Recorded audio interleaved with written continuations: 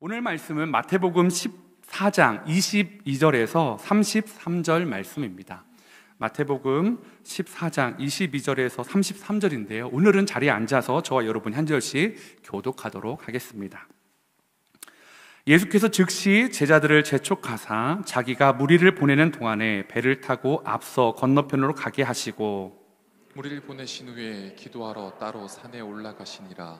저물매 거기 혼자 계시더니 배가 이미 육지에서 술이나 떠나서 바람이 거스름으로 물결로 말미암아 고난을 당하더라. 밤 사경에 예수께서 바다 위로 걸어서 제자들에게 오시니 제자들이 그가 바다 위로 걸어오심을 보고 놀라 유령이라 하며 무서워하여 소리 지르거늘 예수께서 즉시 이르시되 안심하라 나니 두려워하지 말라. 베드로가 대답하여 이르되 주여 만일 주님이시거든 나를 명하사 물 위로 오라 하소서 하니 오라 하시니 베드로가 배에서 내려 물 위로 걸어서 예수께로 가되 바람을 보고 무서워 빠져가는지라 소리질러 이르되 주여 나를 구원하소서 하니 예수께서 즉시 손을 내밀어 그를 붙잡으시며 이르시되 믿음이 작은 자여 왜 의심하였느냐 하시고 배에 함께 오름에 바람이 그치는지라. 배에 있는 사람들이 예수께 절하며 이르되 진실로 하나님의 아들이소이다 하더라. 아멘. 예, 저희는 지금 고난주간을 보내고 있습니다. 특별히 고난주간을 지나가면서 주일부터 베드로의 모습을 좀 살펴보고 있는데요. 베드로라는 이름과는 전혀 어울리지 않는 삶을 살아갔던 그 베드로, 그리고 그 예수님이 그 베드로를 얼마나 붙잡고 있는지를 여러분과 이 고난주간 계속해서 나눠보기를 원합니다. 베드로라는 이름은 우리가 잘 아시다시피요, 반석, 바위라는 뜻이었습니다. 그런데 사실 그 이름과는 잘 어울리지 않는 삶을 살았고, 오히려 그는 좌충우돌, 돌멩이 이렇게 표현하는 게 훨씬 더 잘 어울릴 것 같습니다. 그의 삶은 너무나 많이 곳곳이 깨져 있었고 부서졌고, 그래서 그 위에 무엇인가를 세우기에는 좀 불안한 사람, 뭔가를 맡기고 어떤 공동체의 리더로 세우기에는 왠지 불안한 사람, 이리저리 굴러다니면서 사고 칠 것만 같은 사람, 그런 사람이 베드로였습니다. 근데 오늘 저희가 시작할 때 베드로처럼 삽시다 라고 했으니까 여러분들이 좀 당황하셨을 수도 있을 것 같습니다. 반석이라는 이름을 바꿔주신 예수님도 아셨어요. 많이 민망하셨겠죠. 예수님도 이 베드로라는 이름답지 못하게 사는 것 때문에 어쩌면 예수님도 조금 이 이름에 어울리지 않는데 라고 혹시 그런 생각을 하셨을까라는 생각도 저는 해보게 되었습니다. 그런데 중요한 것은요, 주님이 베드로를 포기하지 않는다라는 것입니다. 그럼에도 불구하고 예수님은 베드로가 베드로 될 수 있도록 그를 꼭 붙잡아 주고 계셨다라는 것입니다. 오늘 이번 고난주간을 보내면서 이 어긋날 수밖에 없고 뭐 하나 잘할 수밖에 없는 베드로를 하나님이 붙잡아 주시고 실패하는 곳에서 늘 세워주셨던 그 베드로의 모습을 보면서 저와 여러분도 일으켜 주실 거라는 소망을 가지고 나아가는 고난주간이 되기를 소망해 봅니다. 오늘 말씀을 보다 보니까 제자들이 지금 갈릴리 호수에서 있습니다. 제자들이 몇 번 갈릴리 호수를 배로 이렇게 왔다 갔다 한 적이 있었는데요, 오늘 배 안의 분위기는 여느 때와는 다릅니다. 왜냐하면 조금 전에 바로 벳세다 들판에서 놀라운 기적을 경험했기 때문입니다. 어린아이의 도시락 오병이어를 가지고요, 여자와 어린아이를 포함하면 10,000명에서 20,000명 사이의 사람들을 다 같이 그 오병이어로 다 같이 먹고도 12광주리가 남는 그 기적을 경험하였기 때문입니다. 그러니까요, 예수님의 인기가 어떠하겠습니까? 배고픈 자들에게는 먹을 거를 주시고요, 아픈 자들은 치유해 주시고요, 귀신 들린 자는 귀신을 쫓아주시니까요, 그 예수님에 대한 그 열광적인 인기의 폭발이 어떠하겠습니까? 오늘 이 벳세다 들판도 열광의 도가니였습니다.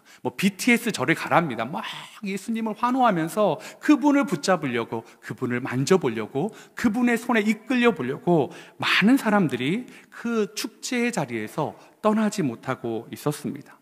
그런데 이 열광적인 분위기가 정말 보아야 할 것을 못 보게 만드는 그런 현상을 오늘 가지고 오고 있습니다.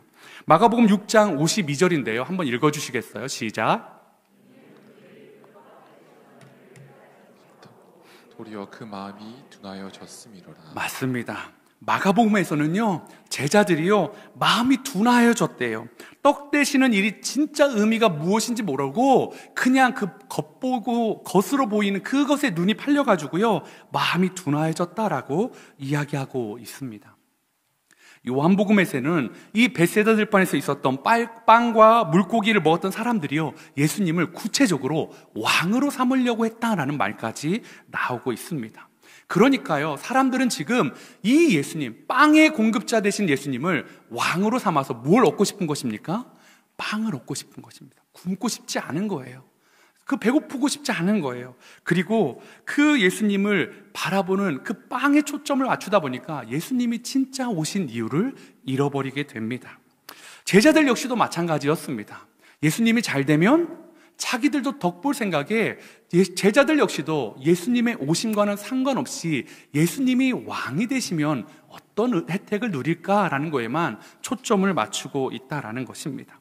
그런데 예수님은 십자가를 지고 죽기 위해 오셨는데 사람들은 살아서 다스리는 왕으로 삼고 싶어 했다라는 거죠. 예수님은 죽어야 되는데 사람들은 죽지 말라는 거예요. 우리와 함께 있자라는 거예요. 빵도 주고 귀신도 쫓아주고 병도 고쳐달라고 말하고 있는 것입니다. 예수님의 사명과 전혀 맞지 않는, 초점에 맞지 않는 요구를 하는 사람들, 말씀드린 것처럼 제자들도 별반 다르지 않습니다. 제자들도 무리들도 다 초점을 잃었는데요, 오직 한 분, 예수님만이 그 초점을 잃지 않고 있습니다. 그래서 예수님은 그 자리를 빨리 벗어나고 싶었어요. 사람들 눈이 다 이 축제 가운데에서 그 빵, 나머져 있는 12광주리의 빵, 그리고 배부른 자신의 배, 그리고 앞으로의 미래의 그 아름다운 미래를 꿈꾸고 있을 때 예수님만은 다 빨리 이 자리를 벗어나야 된다. 이들의 지금 빼앗긴 시선을 다시 흩어버려야 되는데 라고 생각하고 있으셨다는 거죠. 그래서 오늘 말씀해 보니까 그들을, 제자들을 재촉하십니다. 재촉해가지고 빨리 떠나라고, 즉시 떠나라고 예수님이 말씀하십니다. 사람들이 벳세다 들판에 남아있음에도 불구하고 제자들을 먼저 격리시킵니다. 너 배 타고 가라. 그리고 남아있는 사람들을 누가 다 보내시냐면 예수님이 홀로 보내십니다. 예수님이 얼마나 급하셨는지 아시겠죠? 제자들한테 다 보내라고 하신 게 아니라 너희들 먼저 가라, 너희들 먼저 떠나가라. 그리고 남아서 여전히 예수님을 따라가려는 사람들에게 집으로 돌아가라고, 다 돌아가라고 예수님께서 말씀하고 있는 것입니다. 그리고 예수님은 기도의 자리로 올라가십니다. 이제 제자들은 배 안에서도 여전히 그 기적의 흥분을 정말 감격을 누리고 있는 것입니다. 감추지 못하는 거죠. 그리고 그것들을 여전히 이야기하고 있습니다. 어쩌면 여러분 한번 생각해 보세요. 12광주리가 그 배 안에 몇 광주리가 있을 수 있지 않겠습니까? 그렇다면서 야, 이거 보라고, 우리가 꿈이 아니었다고, 이 남아있는 음식을 보면 이게 어떻게 오병이어로 이렇게 남을 수 있지? 야, 우리가 도대체 뭘 본 거지? 라고 이야기할 수 있었을 것입니다. 그리고 꿈이 아니었어, 확인하고 확인하면서 서로 꼬집어보면서 너는 어떻게 쓰임받았어? 난 이런 것을 봤어 라고 말하면서 그 축제를 계속 이어나가고 있었을 것입니다. 무리들은 어땠을까요? 집으로 돌아가서요, 그 자리에 없었던 가족들에게 야, 모여봐, 내가 본 걸 이야기해 줄게. 야, 이런 일이 일어났어. 세상에 어떤 아이가 도시락을 요만큼 냈는데 그게 막 예수님이 나눠주시는데 계속 나오는 거야. 우리는 막 못 받을까 가슴을 졸였는데 우리 뒤에까지 점점 가는데도 줄지 않았어. 우리가 다 먹었는데도 12광주리가 남았어. 그런 이야기들로 밤을 새비지 않았겠습니까? 예수님도 축제셨을까요? 산에 올라가서 예스! 미라클 메이커! 이러면서 그러셨을까요? 아니실 것 같아요. 예수님은 정말 그러지 않으셨을 것 같습니다. 자신의 사명을 감당할 수 있도록 진액을 쏟아가면서 기도하지 않으셨을까요? 그리고 제자들이, 무리들이 이 사명을 온전히 이해할 수 있도록 그 빵의 시선을 뺏기지 않고 생명의 떡이신 하나님의 아들이신 예수 그리스도를 볼 수 있는 그 작업을 걸어가야 되는 그 앞으로의 수많은 길들을 놓고 기도하지 않으셨을까요?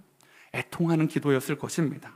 사람들이 성장하기를 원하는 기도였을 것입니다. 제자들이 예수님을 온전히 봐주기를 원하는 그런 기도가 산에서 예수님 홀로 기도하고 계셨습니다.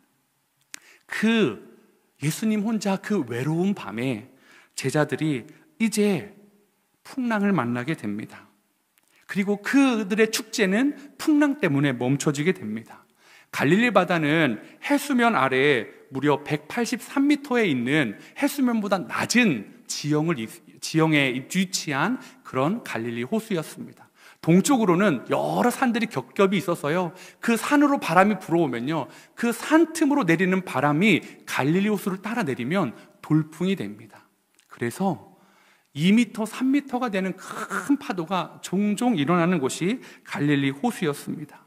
역풍을 만난 그 배에 탄 어부 출신 제자들이 있었기 때문에 그들은 우리가 잘 아는 것처럼 많이 노력했을 것입니다. 그런데 그들이 이길 수가 없었습니다.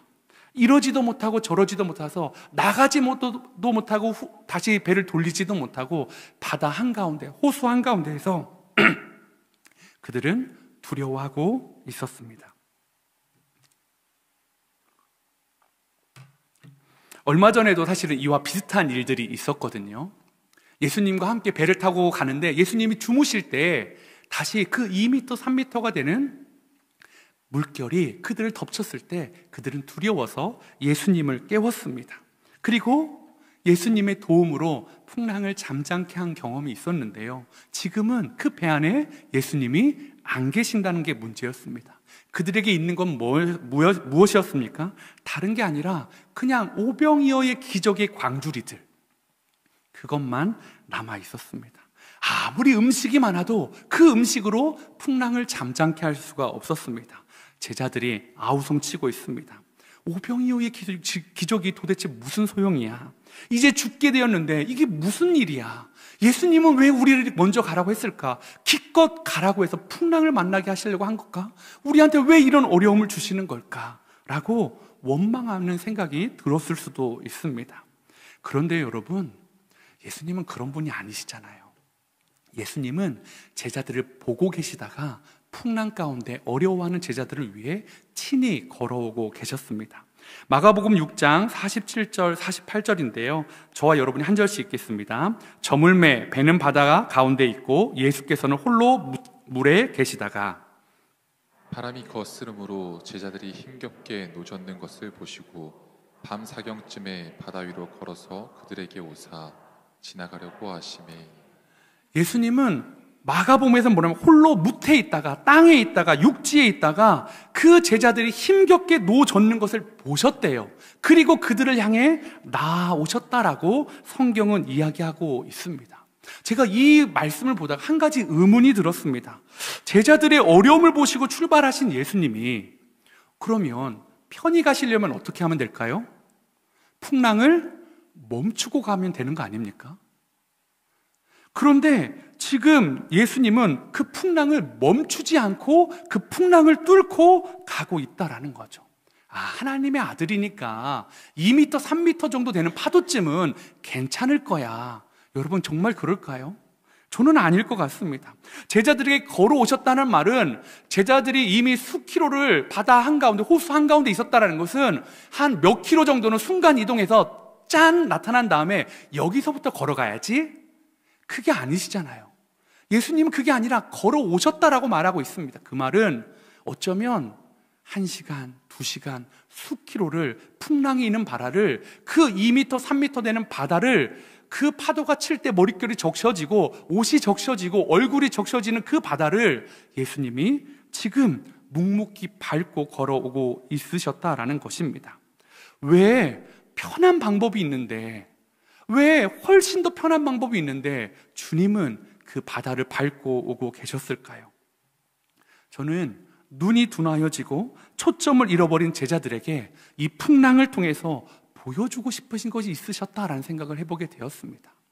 풍랑을 잠잠케 하고 가는 게 훨씬 더 빠를 겁니다. 제자들도 훨씬 더 안정을 누릴 수 있을 것입니다. 그런데 풍랑 속에 계신, 풍랑을 밟고 오시는 그 주님을 보았을 때야 제자들이 예수님을 온전히 이해할 수 있다 생각하시고 예수님이 그 바다를 걸어서 계속 오고 계신 것이었습니다. 우리는 종종 이런 생각을 할 때가 있습니다. 왜 이 고난을 왜 내게 허락하시는지, 주님은 보고 계시니까, 하나님이시니까 편하게 나의 고통을 나 혼자 이런 걸 보고 계신 건 아닐까? 이걸 아셨을 텐데 왜 나를 이렇게 두셨을까? 그런데 오늘 말씀에 보니까요, 그런 분이 아니시라고 합니다.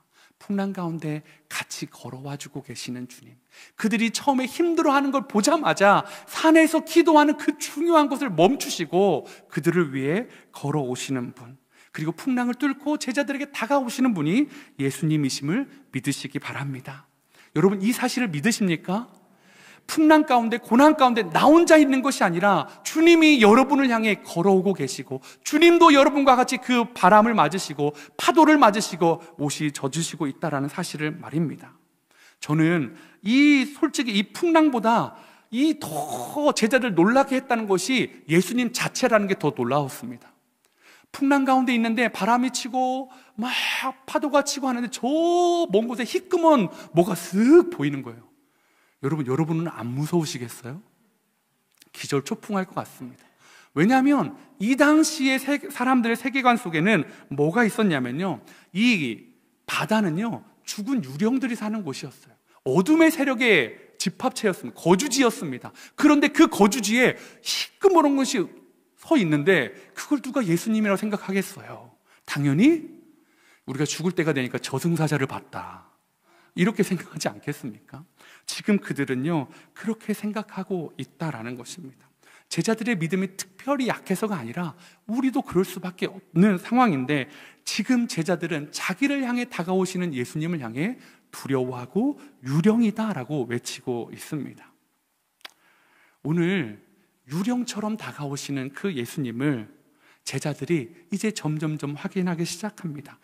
그렇게 몰라서 유령이야 하는 그 제자들의 그 놀람 가운데 주님이 이렇게 말씀하십니다. 안심하라, 나니 두려워하지 말아라.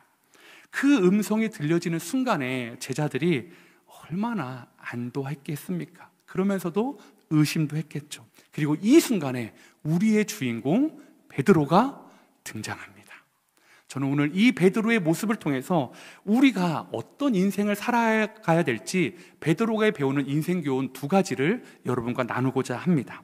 베드로가 배우는 인생교훈 첫 번째는요, 안전한 곳이 어디인지 알아야 한다라는 것입니다. 여러분, 여전히 바람은 불고 있습니다. 그죠? 예수님이 오셨음에도 불구하고 바람도 불고 있고 파도도 높습니다. 제자들이 의지하는 건 배 한 척뿐이었습니다. 그리고 사력을 다해서 그 배 안에서 지키고 배를 붙잡고 그 풍랑을 견디고 있을 때 예수님임을 확인한 이 세상 말로 이 약간 똘끼가 있는 베드로가 이렇게 이야기합니다. 너무나 엉뚱한 말을 이야기합니다. 마태복음 14장 28절에 베드로가 대답하여 이르되 주여, 만일 주님이시거든 나를 명하사 물 위로 오라 하소서 하니. 여러분, 정상적인 사람이라면 뭐라고 해야 될까요? 주님 빨리 오세요 주님, 이래야 되는데 베드로는요 참 희한해요. 주님이십니까? 그러면 나를 명해서 주님께, 내가 물 위를 걸어서 주님께 갈 수 있도록 명령해 주십시오라고 말하고 있다라는 거죠. 저는 이 베드로의 모습을 보면서 참 여러 가지를 생각을 해보았습니다.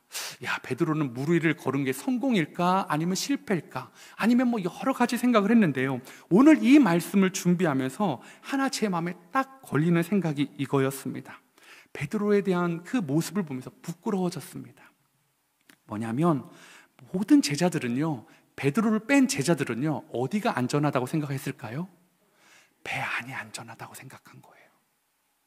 그런데 한 명, 오직 한 명, 돌멩이 같은 깨져 있는 실수투성이인 베드로만 어디가 더 안전하다고 생각했을까요?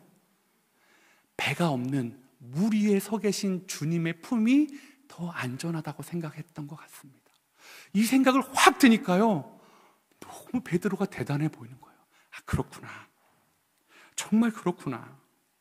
다른 제자들은 빨리 예수님이 와서 이 배를 더 안전하게 해주시기를 원하는데 베드로는 배보다 예수님께 가는 게 더 안전해. 저기는 배가 없지만, 저기는 여전히 풍랑이 있고, 여전히 내가 발을 디딜 판자 조각 하나 없지만, 그곳에 주님이 계시면, 주님이 물을 받고 서 계시면 저곳이 더 안전하다.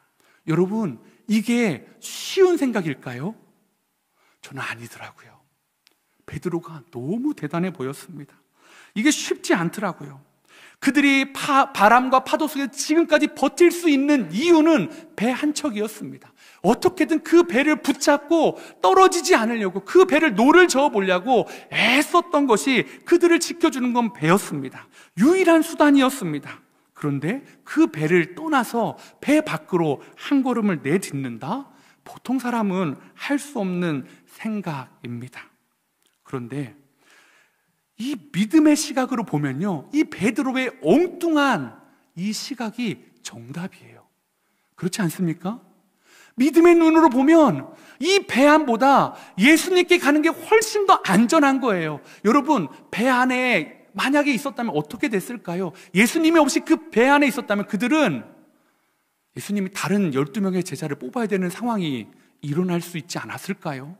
왜요? 그들은 죽을 것 같았으니까요. 그런데 지금 배가 안전하지 않다는 것을 베드로는 알고 있었습니다. 배가 없어도 그 파도 위에 서신 그 예수님의 품이 안전하다라는 것을 믿고 예수님께 말씀드리는 겁니다. 저 걸어가도 될까요?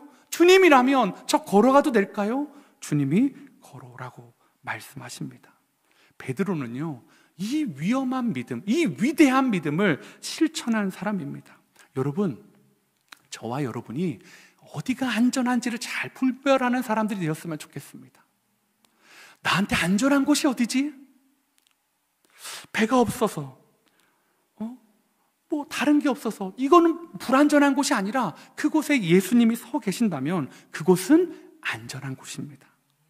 오늘 이 밤에, 오늘 밤에요, 우리가 의지하고 있는 혹시 작은 배가 있으시다면 그게 무엇입니까? 예수님이 부르시는데 그 배 밖으로 못 나가게 하고 여러분을 그 배 안에 가두고 있는, 여러분이 안전하다고 느끼는 그 무엇이 무엇입니까? 여러분, 주님이 말씀하십니다. 나다, 걸어와 봐라. 주님이 말씀하시는 그 음성을 듣고 오늘 주님이시거든 나로 하여 말씀하여 무리로 오라 하소서라는 그 질문을 드릴 수 있는 저와 여러분이 되길 원합니다. 왜냐고요? 주님 품이 가장 안전하기 때문입니다. 그런데 사람의 본능은 이렇게 하지 못하게 만듭니다. 작동되지 않게 만듭니다. 사랑하는 성도 여러분, 그래서 우리를 붙잡고 있는 그 안전한 배 하나가 얼마나 위험한 것이란 것을 생각해 보십시오. 제자들이 예수님이 등장하기까지 직전까지 죽을 것 같았습니다. 이 배로 도저히 나아갈 수 없을 것 같았습니다. 그런데 예수님이 보이니까 이 배에서 움직이지 않고 예수님을 오라 하고 있다라는 것입니다. 오늘 저와 여러분은 배 밖으로 발을 내딛는, 상상할 수 없는 그 믿음을 보여주는 베드로처럼 살아가는 귀한 주님의 제자들 되시기를 축복합니다. 우리의 생각이 배를 넘어서 예수님께 달려갈 수 있는 믿음이 작동되는 사람들, 주님의 품이 더 안전하다고 믿고 주님께 나아가는 사람들. 그래서 오늘 우리가 안전하다고 생각했던 배, 내가 지켜야 된다는 자존심, 내가 안전하게 느낀 나의 경제적인 무엇, 아니면 내 자녀에 대한 그 무엇, 아니면 내 안에 깊이 간직해 있는 그 무엇, 여러분 그것이 배라면요, 내려오셔도 됩니다. 가라앉지 않습니다. 주님이 여러분의 손을 붙잡아 줄 줄 저는 믿습니다. 베드로의 인생에 배우는 인생교훈 두 번째가 뭐냐면요, 삐끗해도 괜찮다라는 것입니다. 배 밖으로 걸어 나온 베드로는요, 몇 걸음 못 갔어요. 이게 몇 걸음인지는 모르지만 어쨌든 몇 걸음 못 가서 불어오는 바람을 보고 무서워져서 그만 예수님께 고정된 시선을 바람에게 빼앗겨 버리게 됩니다. 그리고 정신 차리죠. 이게 아닌데, 내가 미쳤었나 봐. 이게 말도 안 되지. 내가 주님 보다가 바람 보면서 파도를 보면 이게 아니지라고 정신을 차리게 되었습니다. 그리고 자신의 능력, 자신의 현실을 자각한 순간 예수님의 말씀의 능력에, 예수님의 말씀에 대한 능력에 대한 의심이 생겨서 빠지게 됩니다. 그래서 마태복음 14장 30절에 바람을 보고 무서워 빠져가는지라 소리질러 이르되 주여 나를 구원하소서 하니라고 외치고 있다라는 것입니다. 큰 소리로 정말 살려주세요, 주님 나를 구원해 주세요 라고 간절히 외치는 이 베드로의 소리, 풍랑이 여전히 치고 있다니까요. 주님 저 좀 살려주세요, 큰 소리로 외쳐야 되지 않겠습니까? 어떤 생각 드세요? 배에 탄 11명 무슨 생각할까요? 꼴불견이다? 잘됐다? 글쎄요, 제자들의 생각은 잘 모르겠습니다. 그리고 여러분의 생각도 제가 알 수는 없습니다. 왜냐하면 사람들이 이렇게 생각할 수 있거든요. 끝까지 해보지 못하고 끝까지 가보지도 못할 거면서 뭐 하려고 도전해가지고 저런 추태를 보여? 왜 저렇게 주님을 번거롭게 해?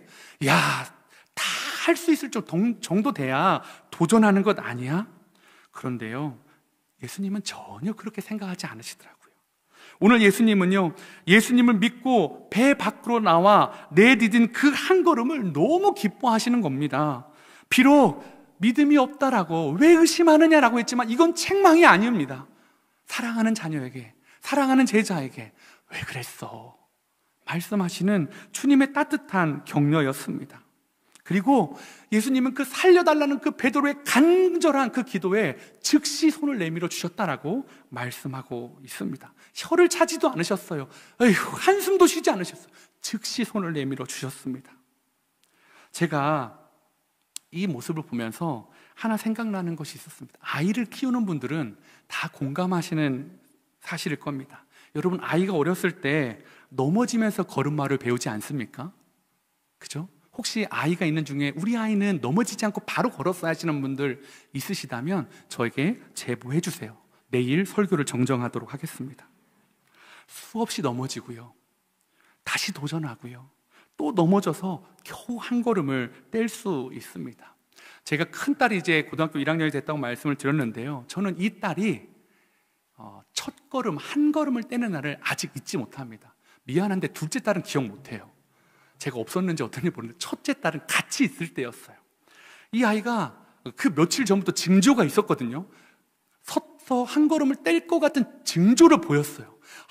막 간절한 마음으로 힘을 내, 아빠가 여기 있어, 자 여기 와봐 하는데 풀썩. 그런데 저와 함께 계시는 지혜로운 한 여사님께서 이렇게 하시는 거였습니다. 저희 첫째 딸이 식욕에 대한 욕심이 있어서 오렌지 주스였던 것 같아요.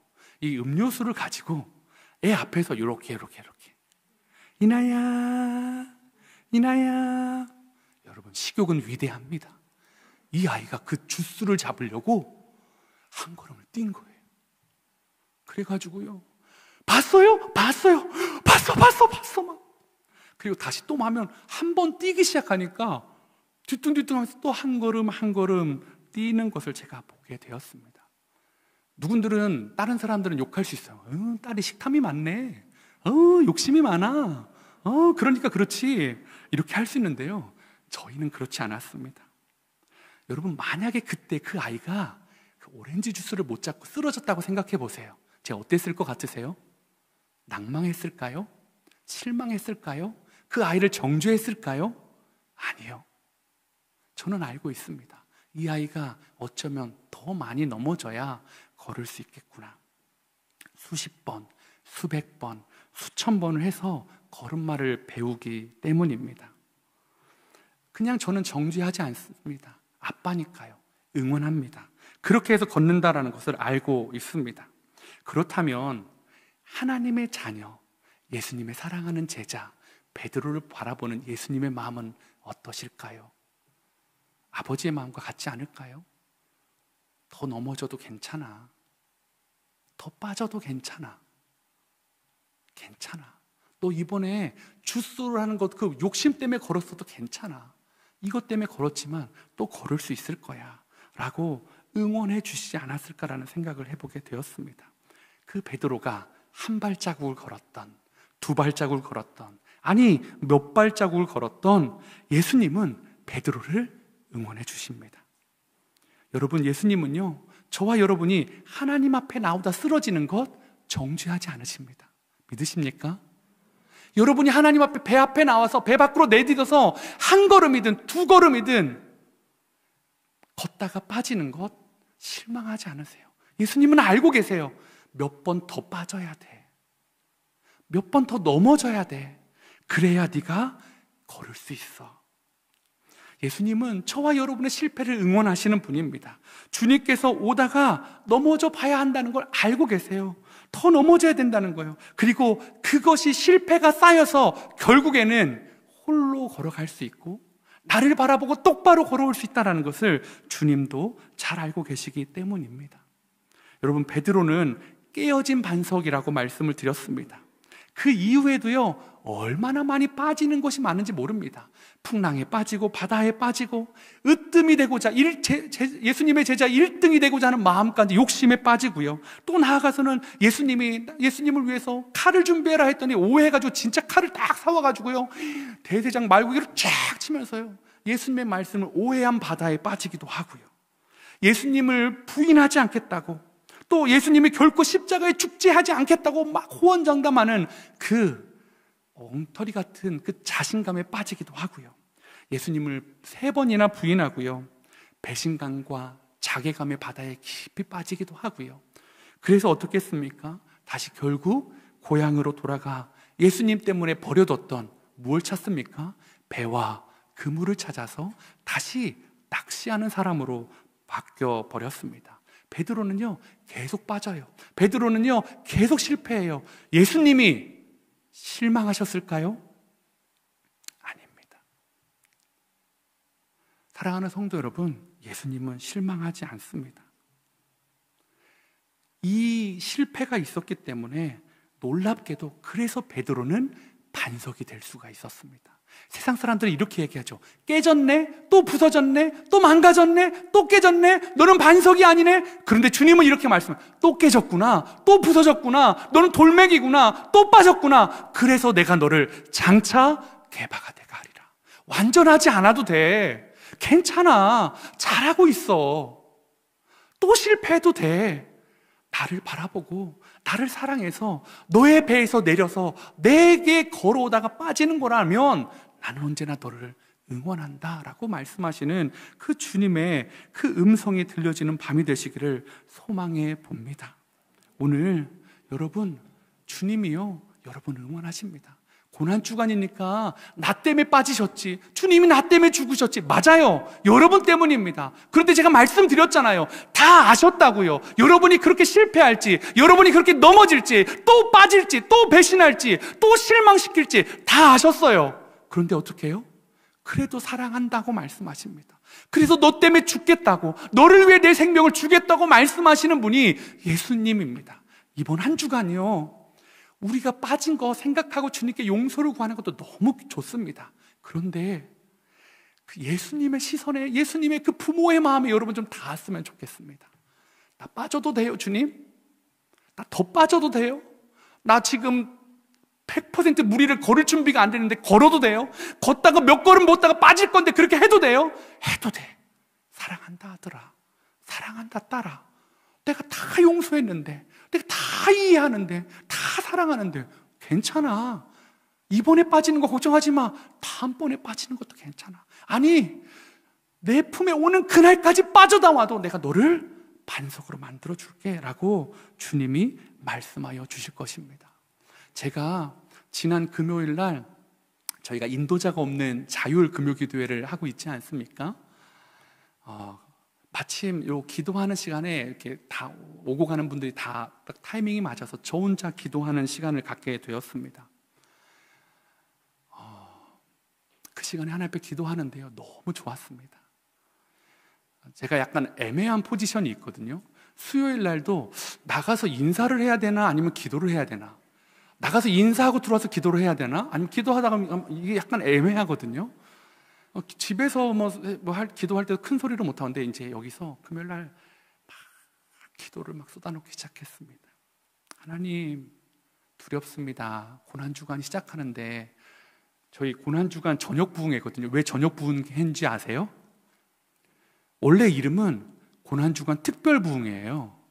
분당 우리 교회에서는 그랬어요. 근데 제가 특별을 쓰고 싶지 않았어요. 주님, 저는 특별하지 않아요. 저는 우리 성도님한테 특별한 걸 줄 수가 없어요. 그래서 제가 고난주간 저녁 부흥회라고 했습니다. 그리고 그 금요일 밤에 주님 어떻게 해야 될까요? 어떻게 해야 될까요? 어떻게 줘야 될까요? 정말 잘하고 싶은데, 정말 은혜의 축복의 통로가 되고 싶은데 주님 저는 너무 부족합니다. 그러면서 막 기도하다가 성도들에 대한 마음도 내려놓고 제 자신을 보게 됐어요. 하나님, 저 하나님 사랑하는데 너무 일로만 하나님 만나는 것 같아요. 하나님, 저 목사인데요, 다 알아요. 하나님 기도하면 말씀으로 응답하시고 응답 주시면 말씀으로 점검해야 되는 거 아는데 저 어렸을 때는 그렇게 기도 안 했잖아요. 주님, 저 오늘 어린아이처럼 기도하고 싶어요. 나 기도원한테 보여줬던 것처럼 양털 좀 하나 해놓고 기도하고 싶은데 괜찮을까요? 담임 목사하는 사람이 이렇게 기도해도 될까요? 주님, 기도하고 싶어요. 그래서 제가 막 양털을 찾았어요. 이슬만 내리게 해주고 이슬만 안 내리게 해줄 그 주님이 살아계시고 함께 하겠다는 그 양털 하나 뭘 놓고 기도해야 될까 하다가 제가 하나님, 저 생각해 보니까 6년 동안 허리가 아팠네요. 6년 동안 허리가 안 아픈 적이 하루도 없었어요. 엄청 아픈 날, 덜 아픈 날은 있었지만 늘 아팠어요. 아무도 모르고 안 해도 잘 모를 때도 있지만 늘 아팠어요. 하나님, 저 허리 좀 안 아프게 해주시면 안 돼요? 하나님 살아계시면 하나님 저에게 기적을 좀 보여주시면 안 돼요? 막 이렇게 기도하는데요, 처음에는 그냥 막 어린아이 땡깡처럼 기록했는데요, 그때 제 마음에 38년 된 연못가에 있는 그 환자가 생각났어요. 그러면서 제가 기도했어요. 주님, 저 6년 된 환자예요. 주님, 저 6년 된 안 아픈 적이 없었던 사람이에요. 주님, 저 좀 고쳐주세요. 나 이 고난주간 하면서 하나님 앞에 정말 간증하고 싶어요. 하나님은 이런 분이라고, 나 정말 하나님을 사랑하는 거 확신에 차서, 더 확신에 차서 말할 수 있도록 하나님, 내일 아침에 허리가 6년 동안 한 번도 느끼지 못했던 통증 없이 활기차게 일어나는 허리가 될 수 있도록 좀 도와주세요. 가슴이 두근반 세근반, 두려움 반. 다음날 아침에 일어날 때요, 그 여러분 바로 움직이지 않고 어떨까? 어땠을 것 같으세요, 여러분? 여러분은 참 믿음이 좋으십니다. 안 아팠어요. 그런데 애매했어요. 최근에 어떤 날보다 허리가 너무 좋았어요. 그런데 세수하려고, 양치하려고 제가 이렇게 또 숙이면 이제 허리가 아프거든요. 그래서 심할 때 이렇게 붙잡고 이렇게 세수를 하는데요, 약간 하려고 하는데 약간 통증이 있는, 주님, 이건 아니잖아요. 통증이 아예 없이 한 번도 6년간 겪어보지 않은 그런 상쾌한 허리로 낫게 해달라고 했는데 이게 애매한데요. 그런데요, 토요일, 주일, 어제 하면서요, 제가 이제 어쨌든 말씀을 준비하니까 계속 뭐 할 일 하고 뭐 하고 계속 앉아만 있습니다. 계속 말씀을 준비하고 있는데 하나님이 이 시간을 지나갈 수 있는 힘을 주시는 것 같아요. 허리가 그래도 괜찮아요. 여러분, 저 실망했을까요? 실망하지 않았을까요? 실망했어요. 주님이 좀 돼가지고 여러분 오늘 밤에 기도합시다 하면 얼마나 좋아요. 그런데요, 실망했는데요, 조금 실망했어요. 제 안에 그날 밤에 주님, 나는 6년 된 38년 된 병자입니다라고 기도하는데 그 38년 된 병자가 저랑 딱 하나 되는 그 마음을 주셨던 그 하나님, 그 하나님의 은혜를 간절히 사모하는 제 자신을 보면서 그 하나님의 은혜가 어찌나 큰지 너무너무 좋았습니다. 성도님들 설교할 때 이 38년 된 병자가 납니다, 우리입니다 했는데 그날 밤에 처음으로 나구나라는 생각이 아니라 마음에 쑥 들어오면서 제가 하나님 앞에 참 많이 감사했습니다. 그러면서 오늘 이 베드로의 모습이 또 연결되어졌습니다. 저는요, 또 기도할 거예요. 하나님, 저 허리 낫게 해주세요. 하나님, 우리 성도님들 암을 낫게 해주세요. 하나님, 우리 성도님들 행복하게 해주세요. 하나님, 우리 성도님들 월세가 부족한 성도들 하나님 이 문제 해결해 주세요. 기도할 겁니다. 어린아이처럼 기도할 겁니다. 그리고 혹 그게 안 돼도 저는 실망하지 않을 거예요. 또 주님이 괜찮아, 또 주님이 일으켜 세워주실 것을 확신하기 때문입니다. 그러다가 놀라운 그림이 제 안에 이렇게 펼쳐졌습니다. 여러분, 베드로가 빠졌잖아요. 그죠? 주님이 손을 내밀어서 그 베드로를 건져주셨잖아요. 그렇죠? 그리고 어떻게 배로 왔을까요? 어휴, 질질질질 끌고 오셨을까요? 아니요. 예수님과 함께 바다를, 폭풍우 치는 바다를 함께 걸어오는 베드로의 모습을 제가 보게 되었습니다. 함께 배에 승선했거든요. 그리고 주님이 바다를 잠잠하게 하셨거든요. 여러분, 베드로는요 2번 걸었어요. 예수님 바라보고 홀로 걸었고 예수님과 함께 걸었습니다. 사랑하는 성도 여러분, 오늘 주님 앞에 홀로도 걸어보시고 주님과 함께도 걸어가는 그런 밤 되길 원합니다. 오늘 고난주간이라고 너무 여러분의 죄 때문에 무거워하지 마세요. 주님이 사랑한다 말씀하십니다. 더 빠져도 돼 라고 말씀하십니다. 여러분, 베드로처럼 사시자고요. 베드로처럼 어디가 더 안전한지 잊지 말자고요. 모험해보자고요. 그리고 베드로처럼 삐끗해도 괜찮아요. 주님이 끄집어내서 같이 배에 올라와 주십니다. 이제 말씀을 맺도록 하겠습니다. 오늘 이 고난주간 기도하면서 예수님의 십자가, 그것을 다 참으시는, 그리고 인내하시는, 그만큼 여러분을 사랑하시는 예수님의 사랑, 그리고 사랑하는 그 갓난자기를 위해 인간의 부모도 응원하고 정죄하지 않는 그 마음, 여러분 아시죠? 주님이 오늘 여러분 응원하시길 원합니다. 나 때문에 왔어? 내가 너 때문에 죽었다고 그 슬픈 마음 가지고 왔어? 네가 나를 십자가에 못 박았다고 왔어? 에휴, 사랑한다. 그런데 나 너 진짜 사랑해. 실패해도 사랑하고 빠져도 사랑하고, 오늘 네가 위급하면 내가 즉시 손 내밀어 널 잡아줄게. 그러니까 여러분, 빠졌다면 살려달라고 기도하면 돼요. 아프면 낫게 해달라고 기도해보자고요. 힘들면 힘들다고 기도해보자고요. 죽겠으면 나 죽겠다고 기도해보자고요. 주님이 사랑하시는데 왜 손을 안 내미시겠습니까? 오늘 주님의 손을 붙잡고 주님과 함께 풍랑이 있는 바다를 멋지게 걸어가는 부족한 목사와 훌륭한 성도님들 되시기를 축복합니다. 우리 시간에 하나님 한 번도 나를 이라는 찬양인데요, 우리 찬양 고백하며 가길 원합니다. 하나님 한 번도 나를, 하나님 한 번도 나를 실망시킨 적 없으시고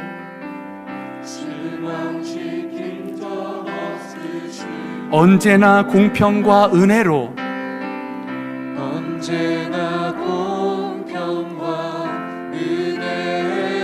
나를 지키셨네. 지나온 모든 세월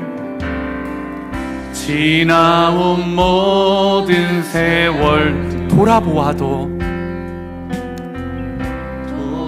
여러분 생각나십니까? 여러분이 힘들 때, 여러분이 실패했을 때 그 어느 것 하나 주의 손길 안 미친 것 전혀 없네. 그래서 오늘 이 밤에 이렇게 고백하자고요. 오 신실하신 주, 오 신실하신 주, 오 신실하신 주, 나의 아빠 아버지, 오 신실하신 주. 주님이 뭐라고 말씀하신다고요? 내 너를 떠나지도 않으리라, 내 너를 버리지도 않으리라.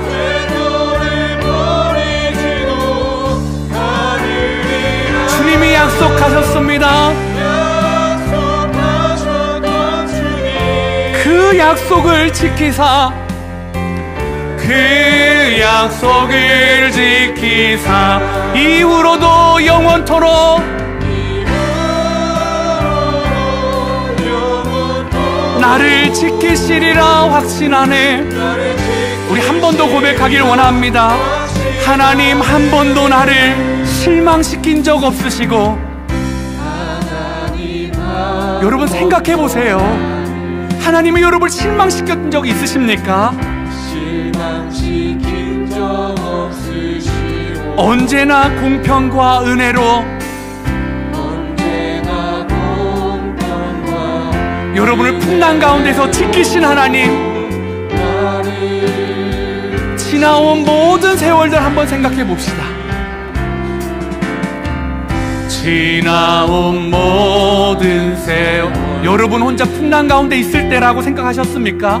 돌아보십시오. 그 어느 것 하나 주의 손길,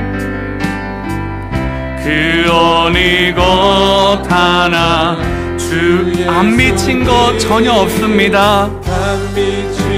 그래서 이렇게 고백합니다. 주님, 주님은 신실하십니다. 오 신실하신 주, 오 신실하신 주, 오 신실하신 나의 아바 아버지, 오 신실하신 주, 내 너를 떠나지도 않으리라. 내 너를 떠나지도 않으리라. 내 너를 버리지도 않으리라. 약속하셨던 주님, 그 약속을 지키사 그 약속을 지키사 이후로도 영원토록, 이후로도 영원토록 나를 지키시리라 확신하네. 우리 한 번 더 찬양합니다. 오 신실하신 주님, 그 하나님이 나의 아바 아버지십니다. 오 신실하신 주, 오 신실하신 주, 오 신실하신 주, 내 너를 떠나지도 않으리라. 실수해도 실패해도 내 너를 버리지도 않으리라. 약속하셨던 주님, 약속하셨던 주님, 오늘 그 약속을 지키십니다. 여러분에게 즉시 손 내미시는 그 주님을 만나시는 밤 되길 원합니다. 이후로도 영원토록 나를 지키시리라. 나를 지키시리라 확신하네. 사랑하는 성도님들, 믿으십니까? 아멘. 오늘 이 밤에 주님이 즉시 여러분의 손을 잡고 싶어 하십니다. 잡아주시려고 합니다. 빠져도 괜찮아요. 실패해도 괜찮아요. 오늘 우리 이 시간 이렇게 기도해보면 어떨까요? 여러분에게 붙잡고 있는 낡은 뱃조각은 무엇입니까? 완벽해야 된다는 생각입니까? 난 이걸 놓으면 죽는다는 그 무엇이 무엇입니까? 제 허리는 낫지 않는다는 생각이 6년 동안 있었습니다. 오늘 저는 또 기도할 겁니다. 주님, 주님이시거든 저로 명하여 허리가 낫게 하여 주십시오. 주님이시여거든 제 자녀로 인하여 하나님 은혜를 누리게 하여 주십시오. 주님, 주님이시여거든 우리 성도님들의 경제적인 어려움이 풀어지는 역사가 일어나게 하여 주십시오. 주님, 주님이시거든 하나님 오늘 이 밤에 하나님 그것이 이루어지는 역사를 허락해달라고 기도하고 싶습니다. 여러분, 오늘 이 시간에요 그냥 날 것으로 기도하게 해요. 주님이 다 이해해 주신대요. 실패해도 된대요. 빠져도 된대요. 주님이 끄집어 주신대요. 주님이 함께 배로 걸어와 주신대요. 여러분, 가장 원하는 거 무엇입니까? 주님께 기도하고 싶은 거 무엇입니까? 고난주간이라고 거창한 거 기도하지 않아도 됩니다. 주님이 다 하신대요. 너 돌멩이잖아. 너 깨어졌잖아. 그런데 너는 장차 개배가 될 거야. 그러니까 오늘 주스를 붙잡고 나오든 아니면 무얼 하든 너 걸음만 한 걸음만 떼면 돼. 오늘 한 걸음만 떼어보자. 배 밖으로 한 발짝만 내디뎌봐라. 오늘 주님이 말씀하십니다. 오늘 이 시간 주여 이름 한번 부르시고 간절히 기도하는 밤 되기를 원합니다. 기도하겠습니다. 주여